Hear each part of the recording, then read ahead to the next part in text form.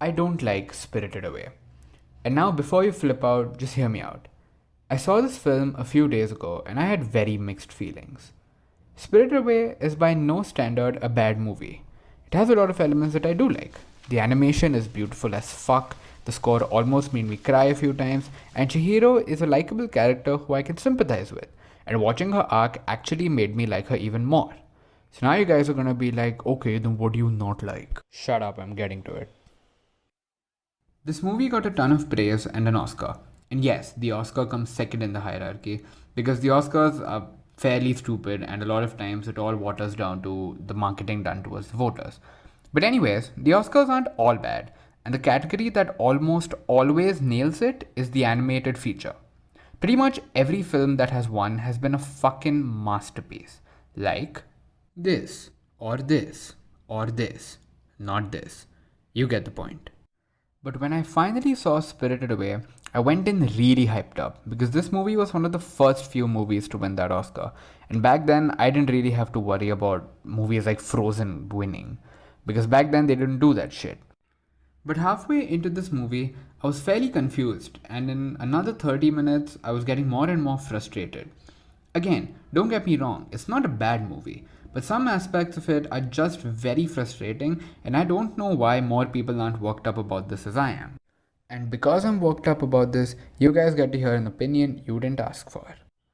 Now, my main problem starts at the beginning, with the whole pig parents plot point. It's great, I did not see it coming, and it's a very effective way of throwing a character into this fantasy world. It's also high stakes. The girl's parents are fucking oink oinks. And I was all, fuck yeah, bet this is gonna be so tough for her to get over. How is she gonna escape? How is she gonna save her parents? Except, the movie never makes her do anything to save her parents. All throughout, I was like, now she's gonna do something. No, now she's gonna do something. But it never happens. The first 40 minutes are all about her figuring out how she's gonna stay in the spirit world so that she can save her parents. But she never tries anything apart from giving them that bath bomb which she has no clue about. And my point is, why introduce it in the first place if you're not going to do anything about it? Are you seriously telling me they couldn't figure out another way of throwing Chihiro into the spirit world? Say Chihiro stumbles upon this place after getting lost because she's just moved here. That's so much more effective and rock solid. Because this movie otherwise wastes a lot of time and drags out some shit for way too long. Like the No Face thing. It's supposed to be about Chihiro owning up to her mess and cleaning it, but it wastes so much time on No Face and him vomiting everywhere. He's not even relevant to the story. He literally has no arc and relevance, and if you edit him out, it has no effect on the story whatsoever. It would actually speed things along, if anything.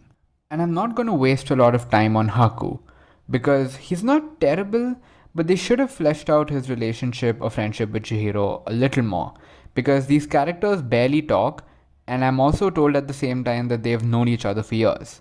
I mean, I like the idea that Chihiro risked her life for Haku because he did the same for her.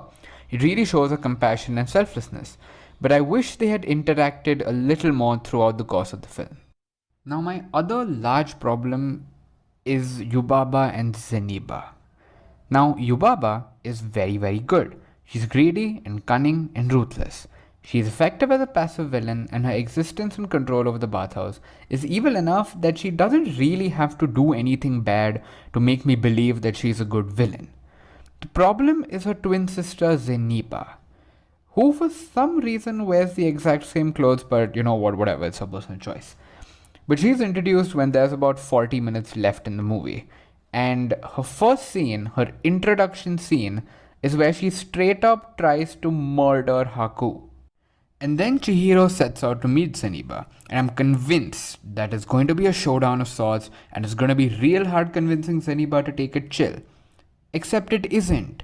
She's just this sweet old lady who has a cute little cottage, and she's all like, "Do you want some tea?" Where the fuck did that come from? And just like that, her screen time is over, and she's the good one? She literally almost murdered Haku. Haku is alive out of luck. Now, this shit really pisses me off because you actually had another character to be introduced. There was enough time, 40 minutes is not less, but then you do nothing with the character. And that's That's disappointing. And then comes the climax, and now suddenly Chihiro manages to save her parents and all's well, and they just go home. Why couldn't this movie have taken, say, another 15 to 20 minutes? And now that we have Chihiro in this position where she is more self reliant, more brave, more independent, she now is in a position where she can actually manage to save her parents. But the film just gives it to her on a silver platter, and I don't know why. Now, see, I am shitting on this movie because I was fairly disappointed, but a larger part of that is probably because the movie was so overhyped to me, and I really, really like stories which have a very direct, straightforward narrative. But at the same time, I don't think that this is the best movie out there, but neither do I think that it's the worst. People from Japanese cultures really loved this film, and it makes sense because the mythological and cultural symbolism and references do add a lot to the narrative. Now, I wouldn't experience this because I know nothing about Japanese cultures or their heritage. Let me give you an example. There's a film called Ramayana Legend of Prince Ram. It's arguably the greatest telling of the Ramayana epic, and I get it a lot better than anyone who's not from my culture because of my history with it. I've grown up listening to these stories, I know each and every reference, and not everything needs to be explained to me. I think the same applies to Spirited Away. Does that mean that I now like the storytelling? No, because my problems with it still stand. But do I dislike it as much as I did initially? Also, no.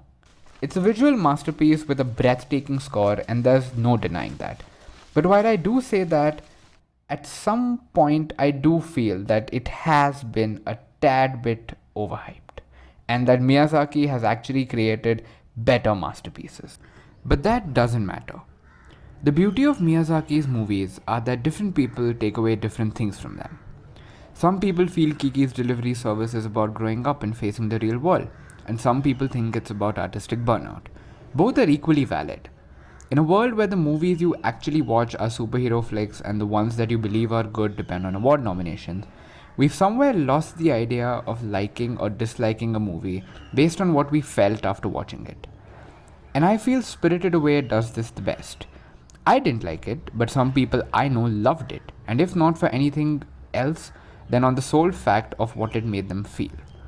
None of the points that I've raised here have been countered, because they are still valid, but at the same time, none of these points also stopped somebody from feeling what they felt after watching it.